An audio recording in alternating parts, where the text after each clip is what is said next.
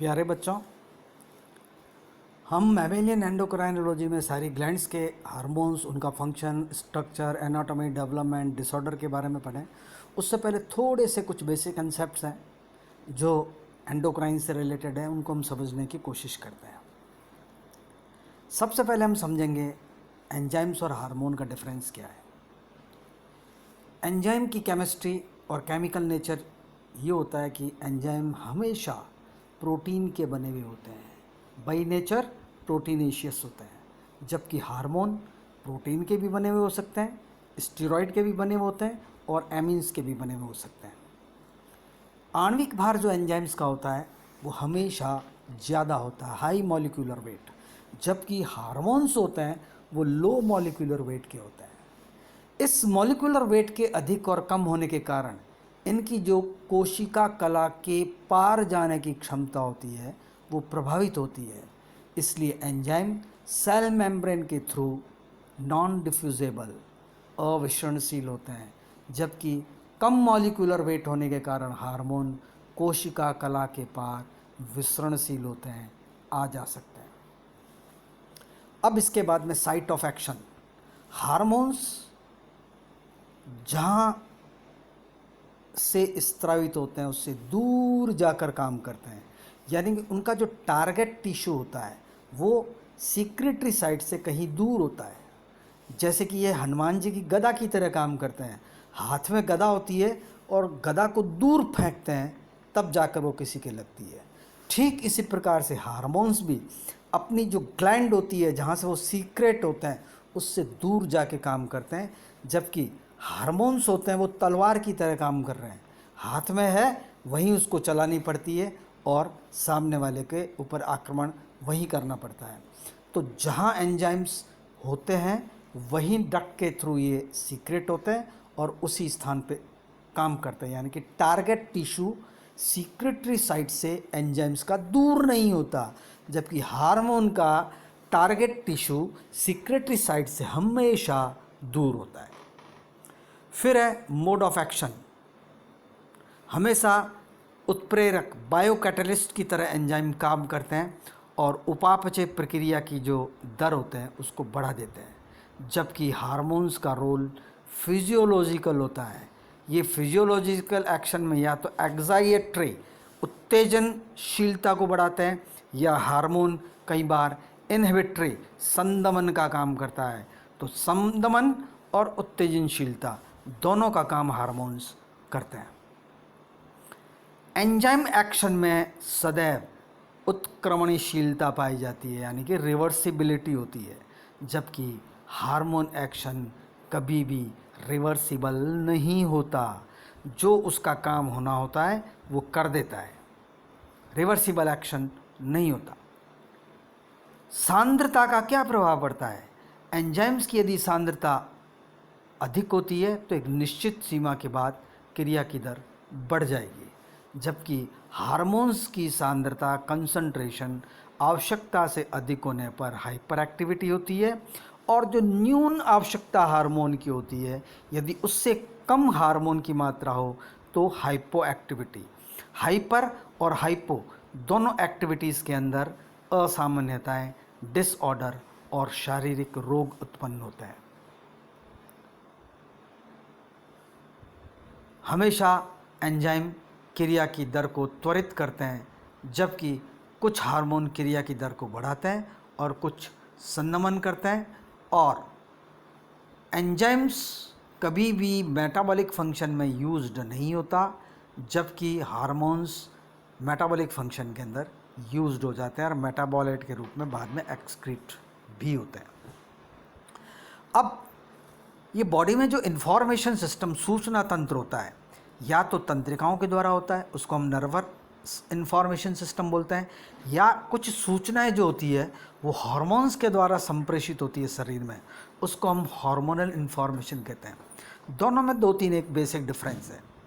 Nervous information जो हमारा होता है वो बहुत फास्ट एक्शन से काम करता है, सुई चुभी और हमें तत्काल पता चलता है, ब्रेन तक मैसेज जाता है, ब्रेन से वापस नर्वस रेस्पॉन्स आता है और हम हाथ हटा लेते हैं, यानी फास्टेस्ट एक्शन होता है। जबकि हार्मोनल इन्फॉर्मेशन जो होता है जो हार्मोन ब्लड के थ्रू आपके प्रभावित होते हैं वो या तो धीमी गति से काम करते हैं या तेज़ भी काम कर सकते हैं। तेज़ काम करने का उदाहरण आपके सामने एड्रेनलिन, जैसे हमें डर, भय, क्रोध, संवेग आता है उसमें तत्काल ये हार्मोन सीक्रेट होते हैं, हम तत्काल रिस्पॉन्स करते हैं। Mode of transmission of information, जो सूचना होता है किस रूप में बहती है। तंत्रिकाओं में जो सूचनाएं होती है वो सदैव वैद्युत रासायनिक तंत्रिका उद्दीपनों के रूप में तंत्रिका पर बहती है, जिन्हें हम नर्व इम्पल्स ट्रांसमिशन कहते हैं। जबकि हार्मोन्स के द्वारा जो सूचनाएं होती है वो सदैव रासायनिक संदेशवाहक के रूप में प्रवाहित होती है रक्त के थ्रू।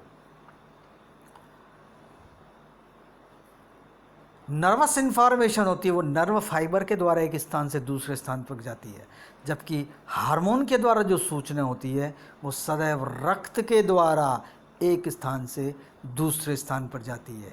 इसीलिए तो हम एंडोक्राइन ग्लैंड को डक्टलेस ग्लैंड कहते हैं, कि उसमें कोई डक्ट नहीं होती है, कोई भी नलिका नहीं होती है। नलिका नहीं होने के बावजूद भी ये हार्मोन पूरे शरीर में स्त्रावित हो जाते हैं और अपने टारगेट टिश्यू पे जाकर काम कर लेते हैं।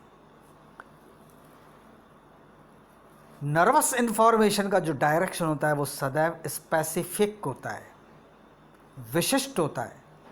जहां उद्दीपन होता है वहीं प्रतिक्रिया होती है, जबकि हार्मोनल इन्फॉर्मेशन सामान्यतः रक्त परिसरण तंत्र के द्वारा पूरे शरीर में बहता है, किंतु टारगेट टिश्यू पर स्पेसिफिक रिसेप्टर होते हैं जिससे वो पर्टिकुलर सेल, टिश्यू, ऑर्गन पर जाकर काम कर लेते हैं।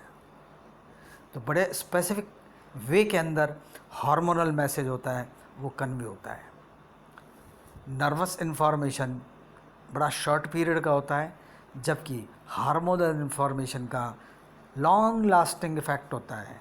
जैसे एग्जाम्पल से समझने की कोशिश करें, बचपन में यदि सोमेटोट्रोफिक हार्मोन कम सीक्रेट होता है, बच्चा जीवन भर के लिए बौना रह जाएगा। बचपन में यदि सोमेटोट्रोफिक हार्मोन ज़्यादा स्रावित हो जाता है तो वो आजीवन के लिए सामान्य से दीर्घाकार का हो जाएगा, जिसको गायनेंटिज्म कहते हैं।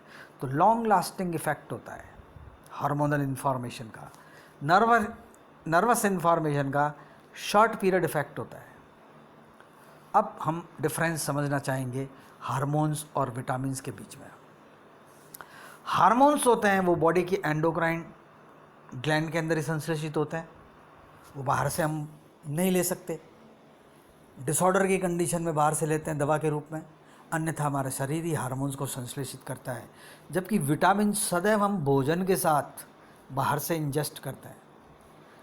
जो हार्मोन्स होते हैं वो स्टेरॉइड, प्रोटीनियसियस होते हैं, उसके डेराइव्ड होते हैं, जबकि विटामिन सिंपल ऑर्गेनिक कंपाउंड होते हैं जो एमीन, एस्टर और ऑर्गेनिक एसिड आदि से मिलकर बने हुए होते हैं। हार्मोन्स का जो इफ़ेक्ट होता है वो या तो उत्तेजक होता है या संदमक के रूप में काम करते हैं, जबकि विटामिन सदैव को एंजाइम्स, सह एंजाइम्स के रूप में एंजाइमेटिक एक्टिविटी में रोल प्ले करते हैं। हार्मोन्स की कमी और अधिकता दोनों से डिसऑर्डर होते हैं, जबकि विटामिन की सामान्यता कमी होती है, उसे हम हाइपोविटामिनोसिस या ए विटामिनोसिस कहते हैं। इस कमी के कारण से होने वाले रोगों को हम हास रोग कहते हैं, और ये हास रोग सामान्यतया विटामिन की पूर्ति के साथ में ठीक भी हो जाते हैं। अब हम समझेंगे तेज़ी से काम करने वाले हार्मोन और धीमे काम करने वाले हार्मोनों में क्या अंतर होता है, कैसे ये बॉडी की मेटाबॉलिक एक्टिविटी को इफेक्ट करता है। Quick acting hormone and lag period hormones. Quick acting hormone जैसे ही बॉडी में सीक्रेट होते हैं, इमीडिएट फ्यू सेकंड के अंदर ही अपना एक्शन प्ले कर देते हैं, जबकि लैग पीरियड हार्मोन निश्चित अवधि के बाद, घंटों से लेकर वर्षों के बाद में काम करते हैं। आकार जो होता है क्विक एक्टिंग हार्मोन्स का, बड़े आकार के होते हैं ताकि ये कोशिका कला के पार नहीं जाते हैं, जबकि लैग पीरियड हार्मोन जो होते हैं वो छोटे आकार के होते हैं, कोशिका कला के पार डिफ्यूजेबल होते हैं। तीसरा अंतर मोड ऑफ एक्शन का, कि quick acting hormone target cell के सेल मेम्ब्रेन पर कैस्केड इफेक्ट से काम करते हैं, झरने की तरह, एक के बाद एक इमीडिएट रिएक्शन होती है, सेकंड मैसेंजर के रूप में काम करते हैं, जिसमें adenylate cyclic enzyme cyclic EMP को कन्वर्ट कर देता है, स्टिमुलेट करता है और वो चेन रिएक्शन शुरू कर देता है और इमीडिएट एक्शन हो जाता है। जबकि लैग पीरियड हार्मोन्स होते हैं वो बाकायदा सेल मेम्ब्रेन के पार जाकर साइटोप्लाज्म में एचआर कॉम्प्लेक्स, जिसको हार्मोन रिसेप्टर कॉम्प्लेक्स बनाते हैं, ये कॉम्प्लेक्स सेल मेम्ब्रेन, ये कॉम्प्लेक्स साइटोप्लाज्म से होकर न्यूक्लियर मेम्ब्रेन के थ्रू न्यूक्लियस के अंदर जाता है, न्यूक्लियोप्लाज्म में, जहाँ डीएनए के साथ अटैच होकर बाकायदा ट्रांसक्रिप्शन करता है, एमआरएनए का सिंथेसिस करता है और वो एमआरएनए साइटोप्लाज्म में आकर कंसर्निंग केमिकल का संश्लेषण करते हैं। प्रोटीनेशियस हार्मोन जो होते हैं जनरली वो क्विक एक्टिंग हार्मोन होते हैं, जबकि स्टेरॉयड हार्मोन होते हैं वो लैग पीरियड हार्मोन होते हैं। इसके बाद हम पिट्यूटरी ग्लैंड को लेंगे नेक्स्ट लेक्चर के अंदर।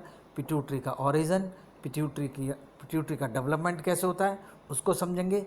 पिट्यूटरी की एनाटॉमी में एडिनोहाइपोफाइसिस और न्यूरोहाइपोफाइसिस की क्या क्या रोल है। एडिनोहाइपोफाइसिस यानी एंटीरियर पिट्यूटरी, न्यूरोहाइपोफाइसिस यानी पोस्टीरियर पिट्यूटरी कौन कौन से हार्मोन सीक्रेट करते हैं, ये हार्मोन हमारे बॉडी के कौन से मेटाबॉलिज्म को इफेक्ट करते हैं, इनका क्या रोल है, और फिर इन हार्मोन्स की कमी और अधिकता से कौन से रोग होते हैं, इनको हम नेक्स्ट लेक्चर के अंदर लेंगे।